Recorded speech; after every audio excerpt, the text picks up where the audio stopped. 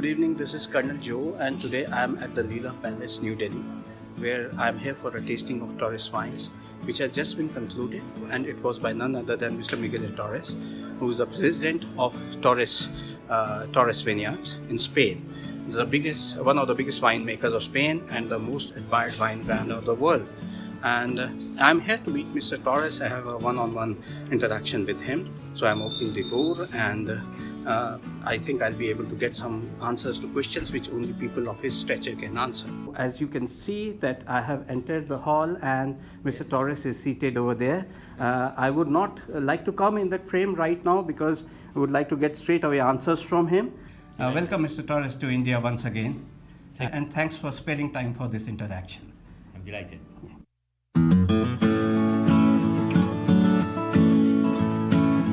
Well, I think the evolution has been positive.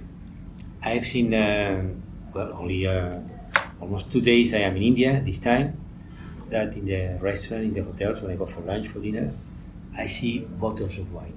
I see glasses of wine. Okay. I see a growing interest. I mean, you've seen this afternoon, all these people that came to our talk. There were questions. 10 years ago, presenting a wine, people had no questions because they didn't know. Now, absolutely, people are feeling like they know the subject and they can place questions. Yeah. So generally you are enthused about the scene. Yes.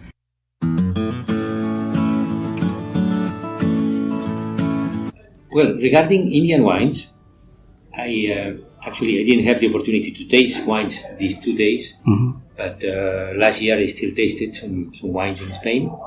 I think the quality is getting better. Okay, that's great. Really I think the volume is getting just a little bit. It's still very low. I don't see a boom in the consumption of Indian wine here. Okay. And there is a paradox that I brought with me here, which is the case of China. Why China? Because it's a big country like India, and of course there are big differences between China and India, and here you have democracy, and it's very different. But when it comes to imported wines, when it comes to duty tax, the Chinese in 2004 almost abolished duty tax, which is now only about 10%. Yes. Of course, then imported wines improve themselves. Yeah. But most important, Chinese wines improve drastically themselves. Okay, that's great to hear. It's incredible. Look at this. In green color. Yes. When China reduces duty tax in 2004, look at the columns here. So the wines have increased by almost 250%. Yeah. And China today is the second largest country in the world in terms of acreage of vineyards. Okay. It's fantastic. Yes. They are somehow helping Chinese wines by allowing more imports. Why is that? Well, because people are beginning to be interested in wine, and finally the Chinese wine, of course, is maybe more accessible. Yeah. Why India is not doing the same? It will be good for Indian wines, and it will be good for the health of people. Yes. If we get people in India to drink more wine, it's better for them.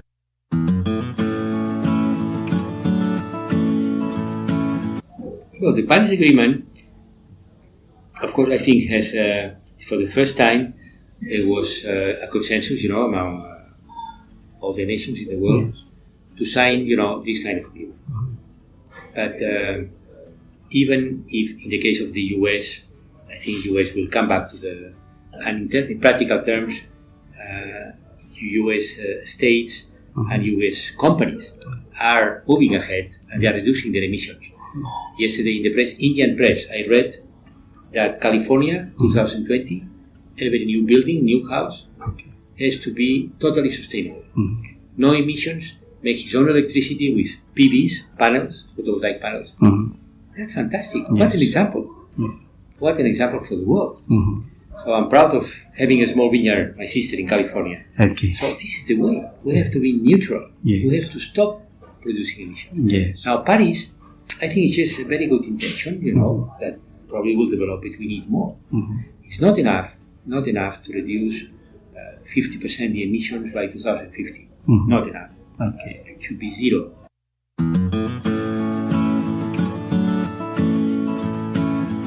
Well, for the next generation, I'm proud to say that my children, both my son Michel, CEO, Mireia, head of innovation, and also from Jaleon Wine Company, they're doing an excellent job, and I can work much less than before. But you're working very hard as it is. I dedicate to other things, like languages and guitar, but anyhow. But yes, I'm very proud of them, and of course they're making changes. I think we both agree on the vision, long-term vision of the company. We agree on the values. We agree on the DNA of the company, which is not to be changed. But then, having said that, they make changes.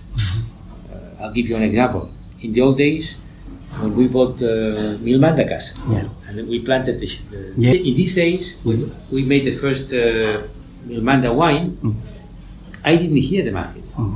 I just knew I could make a top Chardonnay, barrel fermented, and we made it. And then I went to the market, and the market bought it. Today, they make it differently. Today, they talk to the market. And they find out what the market is looking for. And then they come back, and then, they see if they can make such a product. So, there are many changes. They also change the labels a little bit. They are changing the structure. But I have to say also they are conservative, and the good relation we established over the years with distributors, like in the case of India, with Prestige, continues.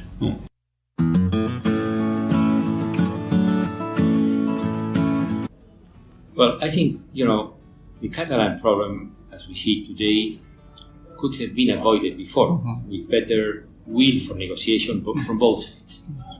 It's very difficult to impose, one side and the other. And I think the idea that was explained, at some stages by some independentists, that an independent Catalonia will be welcomed by Europe, has been proved a wrong idea. Europe doesn't want. So I think this week or next week, finally we will have a president for the Catalan government. Finally. After several months. And I hope after that, after we have established government in Catalonia, also Madrid sits down to negotiate. To negotiate a deal. And a deal, long-term deal, maybe for 25 years. Let's do it.